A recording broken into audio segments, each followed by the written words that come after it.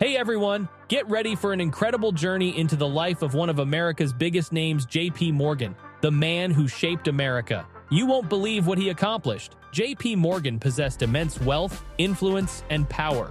He was the owner of the first billion-dollar company and held sway over the nation's most lucrative industries. On numerous occasions, the fate of the United States economy hung in the balance of J.P. Morgan's decisions. With a mere word or the stroke of his pen, he could rescue a company from financial ruin or plunge it into bankruptcy. While he was disliked by some and revered by others, there will never be another individual quite like J.P. Morgan. This is the tale of his life. John Pierpont Morgan was born in 1837 in Connecticut to privileged circumstances. His father, Junius Spencer Morgan, was a wealthy banker who provided him with the best education. Despite his wealth, John's childhood was marked by poor health, including coughing fits, migraines, seizures, and diseases like scarlet fever.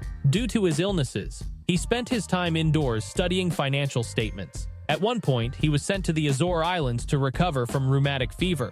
In 1857, at 19 years old, John entered the workforce, thanks to his father's connections at George Peabody & Co. in London. He worked on Wall Street, reporting financial and political developments in America. However, his father worried about his risk-taking tendencies. In 1861, at 24, John left his father's firm to start his own company, which acted as an agent for his father's bank. You got a call to go up to a retreat they were having, and they got you in there and they said you're fired. Were you shocked? He married Amelia Sturgis, but she died of tuberculosis shortly after their wedding, leaving John devastated. He threw himself into work, and during the American Civil War, he paid to avoid conscription and profited from war-related deals, such as buying surplus rifles at low prices.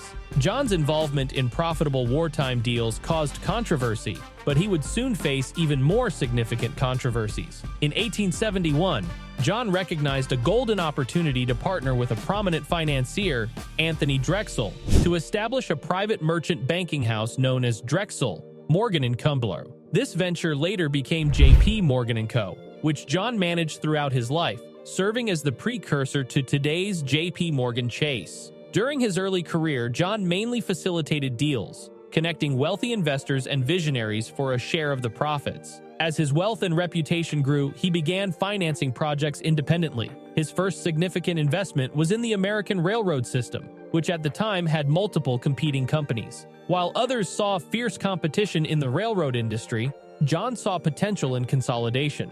He believed that merging these railroads would lead to economies of scale, allowing them to set prices and dominate the market. John invested heavily in railroads, streamlined their operations, and merged smaller companies into conglomerates, a strategy that became known as Morganization. What set John apart was his active involvement in managing these companies. He didn't just buy shares and sit back, he craved control. John used his influence on boards of directors to shape companies according to his vision, often reshuffling leadership and creating monopolies with himself at the helm. This approach not only increased his power but also stabilized the industry, attracting more investments. European money flowed into U.S. railways, further enriching John. He continued acquiring rail lines, becoming a major force in shaping the industry. John's reputation as an industry titan matched his imposing appearance due to a skin condition. However, in 1901, he faced opposition from President Theodore Roosevelt, who challenged his monopolistic practices. This marked the start of a tense relationship between the two men.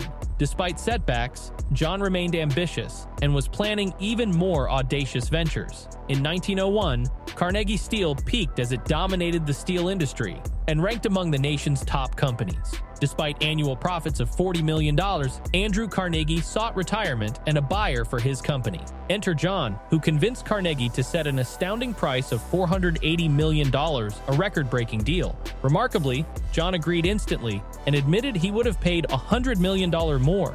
This marked the birth of John's plan, merging Carnegie Steel with Federal Steel Company and others to create U.S. Steel, the world's first billion-dollar corporation with a $1.4 billion market cap, dwarfing the $9 billion total manufacturing capitalization. John's control extended to about two-thirds of American steel production, dominating the steel and railroad industries. His influence expanded further, funding Thomas Edison's early electrical experiments, facilitating Edison Electric's merger into General Electric, and aiding in the creation of what became AT&T.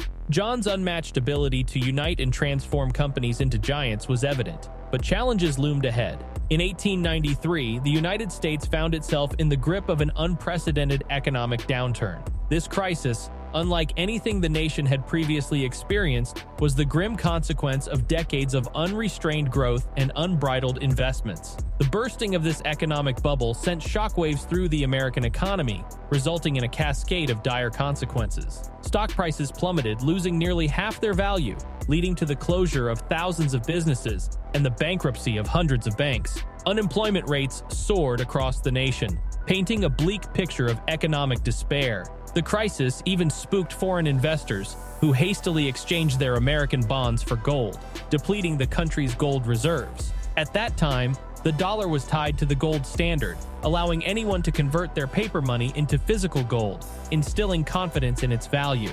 However, by 1895, the majority of the gold reserves had dwindled to a mere $9 million, putting the nation at the brink of defaulting on its loans and causing panic among investors. With no central bank to intervene, the situation appeared grim. President Cleveland recognized the gravity of the situation and understood that conventional strategies like selling more bonds wouldn't work quickly enough. Enter John, a shrewd businessman with an audacious plan to rescue the economy.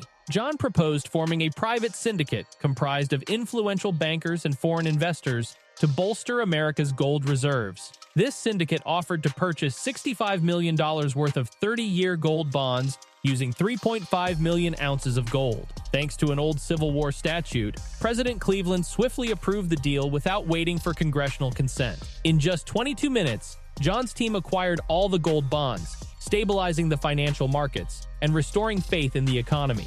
John had single-handedly averted an economic collapse and profited handsomely from the endeavor. While John's actions were heroic, they also raised concerns about the influence of a single banker on the entire U.S. economy. Some questioned whether his motivations were truly patriotic or primarily opportunistic. Despite the scrutiny, John continued to exert significant influence, as evidenced by his role in stabilizing the economy during the 1907 financial crisis. During this later crisis, Roosevelt and John, despite their differences, agreed that cooperation between the government and big business was essential to prevent a depression. John's strategy involved injecting capital into struggling banks and securing their survival. This plan worked, reinforcing John's reputation as a financial savior. However, with each rescue operation, the nation became increasingly reliant on one individual, prompting calls for change. The time had come to reevaluate this dependence on a single man and consider systemic reforms. John faced increasing scrutiny as the era of unregulated robber barons in business was ending.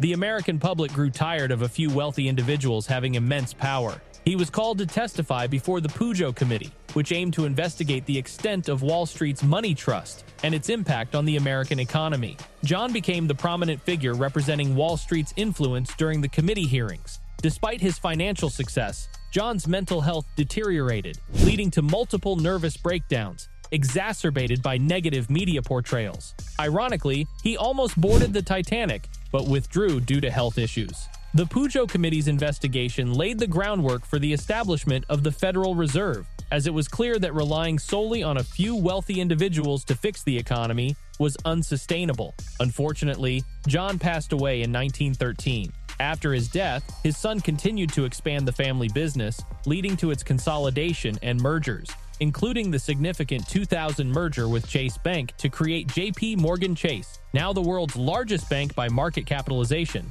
with an estimated $3 trillion in assets. John Pierpont Morgan's legacy endures, although opinions on him vary. Meanwhile, Cornelius Vanderbilt stands out as another intriguing figure from the era of industrialists. Thank you for joining us on this journey through J.P. Morgan's life. If you found this video interesting, don't forget to hit the like button and share it. Subscribing will keep you updated on more historical insights. Feel free to suggest future topics in the comments below. Until next time, stay curious and keep exploring the past.